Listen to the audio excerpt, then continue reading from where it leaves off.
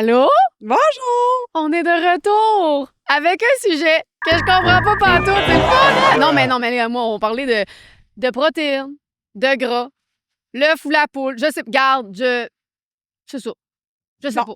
Fait que pour les gens qui savent qu'est-ce que ça veut dire ça, c'est à vous que ça s'adresse la capsule. Parce que là, avec les champs. Là, premièrement, on reçoit Nathalie Allô? de chez Lactec qui vient nous parler. Bien, en vrai, ça va être un peu axé sur la nutrition, évidemment.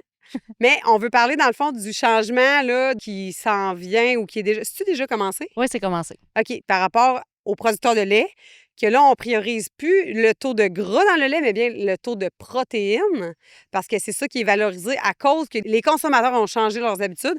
Fait que là, on veut savoir, comme pour les producteurs, qu'est-ce que ça veut dire, comment ils s'y prennent pour peut-être s'ajuster. Concrètement, là, c'est quoi les premières choses qu'ils devraient revoir dans leur pratique à la ferme pour être capable d'ajuster ça rapidement, peut-être? Bien, les premières choses à revoir, qu'on parle de n'importe quelle composante du lait, il faut commencer par un rumen en santé. Fait que dans l'alimentation, tout ce qui peut favoriser la santé du rumen, tout ce qui peut amener à avoir une vache en santé, ça va nous aider. Les soins de base de la vache ne changent pas. La régie de la mangeoire, tout ça, ça reste pareil. Oui, il y a quelques petits ajustements qu'on peut faire au niveau de la ration. Par exemple, il y a des programmes qui vont balancer sur les acides aminés, non la protéine, pour aller essayer d'aller chercher un petit quelque chose de plus. C'est des petites choses comme ça qu'on peut aller changer, mais c'est du cas par cas.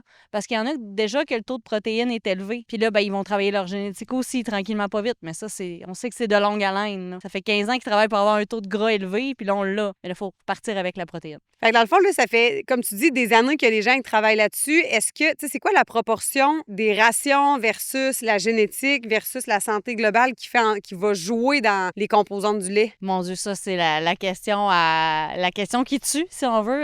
La régie va jouer beaucoup sur l'animal en général. Fait que je dirais que la grande majorité, c'est la régie à la ferme. Oui, l'alimentation va en être porteur, mais changer le taux de protéines, c'est pas aussi facile que tu joues un peu sur notre taux de gras. C'est pas aussi rapide comme réponse. Fait que c'est sûr qu'il faut y aller au cas par cas, voir on est où aujourd'hui à la ferme, puis on veut se rendre où, puis on a le potentiel génétique pour se rendre où présentement.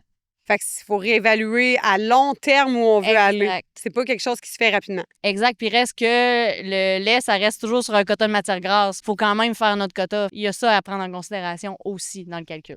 Fait que dans le fond, c'est juste comme si il rajoute quelque chose de plus. Il y a pas une exigence, un peu. C'est une exigence supplémentaire, mais il faut continuer à produire du gras. Fait que c'est juste d'ajouter, comme tu disais, c'est quoi, dans les rations, y a-tu une chose sur laquelle on peut axer un peu plus ou un supplément qui serait important de penser à ajouter pour essayer D'aller chercher ces protéines-là. Rapidement, mettons?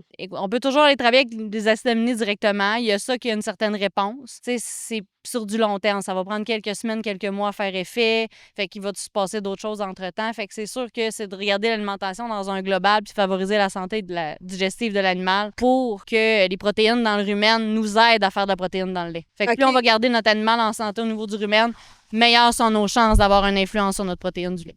OK, parce que c'est directement proportionnel, ça. C'est relié, mais tu sais, tous les autres facteurs restent. Là. Un animal pas en santé, de base, ça fonctionne pas, peu importe qu'est-ce qu'on veut y faire. Mais le focus doit être sur le rumen. Oui.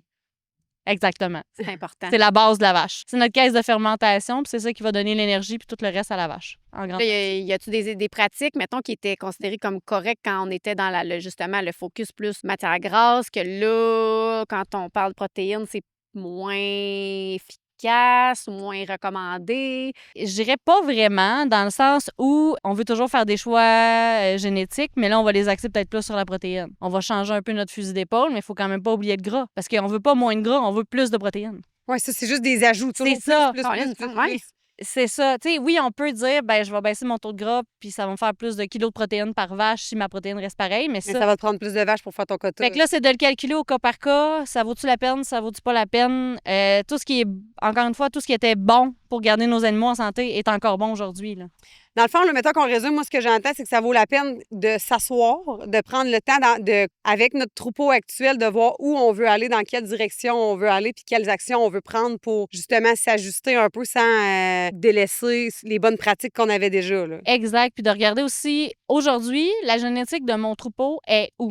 c'est quoi mon potentiel? Si on a déjà atteint le potentiel de notre troupeau au niveau, mettons, de la protéine, ben on va avoir moins d'influence, peu importe qu'est-ce qu'on va faire d'autre à la ferme. Ouais. Mais si on dit, ben j'atteins pas mon potentiel au niveau de la protéine, ben là, ça vaut peut-être la peine de se creuser un peu plus le coco pour voir, ben c'est où qu'on l'échappe. C'est-tu parce que ma mangeoire est pas bien utilisée? Il y a des moments où ils n'ont pas de nourriture. Mon rumen, il est en santé, mais on pourrait faire mieux. C'est de voir un peu quelle place que j'ai aussi dans l'étable. Si on dit, ben OK, je vais accepter de faire un peu de moins de gras pour changer mon kilo de protéines, mais il faut que j'aie la place dans l'étable. Fait que c'est vraiment du cas par cas, puis de le calculer, parce que ce qu'on veut, c'est des vaches en santé, puis qu'il en reste dans les poches du producteur. Oui, fait qu'on prend le temps Bien de analysé. faire un portrait global de tout puis d'essayer de trouver les petits facteurs qui vont jouer là-dessus pour augmenter l'efficacité du troupeau global.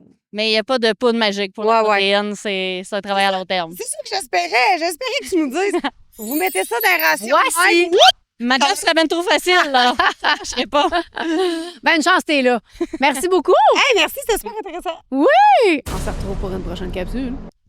Salut! À la prochaine.